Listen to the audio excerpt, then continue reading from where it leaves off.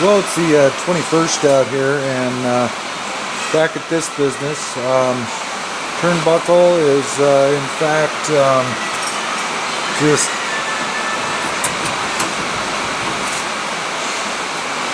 loose. There are no clamps holding anything now, and the gap is going to be correct. It's pretty straight down there. A little bit of work to do in here where I had to seam things, but I gotta do a little more grinding there, and then it's a little bit in this direction from about here to here, and I think I'll be able to lay a bead across here and straighten that lip out so that I can fill on the other side and I won't have to worry about chips and crap here. But yeah, it's got one set of tacks all the way across.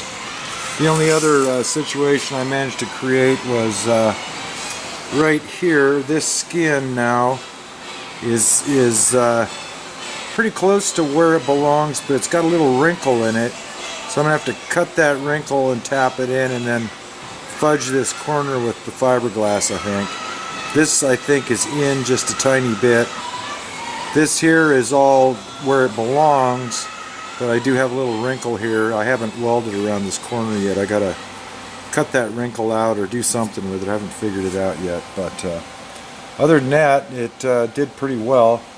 It was a pretty good chore trying to fill this gap, but I managed to do it, and it's straight this direction, so tiny bit in right on the weld, but you know, that's what we want, so we got some weld left when it's all said and done. But I'm pretty happy with it. Well, the 22nd out here, Saturday evening, yeah, it's dark out and has been for a while. Anyway, so got this all welded back one more time, and I'm pretty happy with it all in all. Fixed up, patched that again, and around this side I had to do a little more patching, but yeah, I'm pretty happy with what I've got done here at this point. I've used a straight edge kind of down it, so everything's in except this area right here is out just a little bit, and I've you know, hammer and dolly and blah blah blah, and I'm not getting it any better. So I think what I'm going to do is go in and watch some YouTube videos and find somebody that's shrinking metal, so I can figure out what I got to do to kind of take this wave out. I don't mind that this is in a little bit because I need to cover it anyway. I did have a pretty good in right here, but it has corrected itself, so that's cool. But now this is out just a bit, and I need to suck that in. The side is reasonable.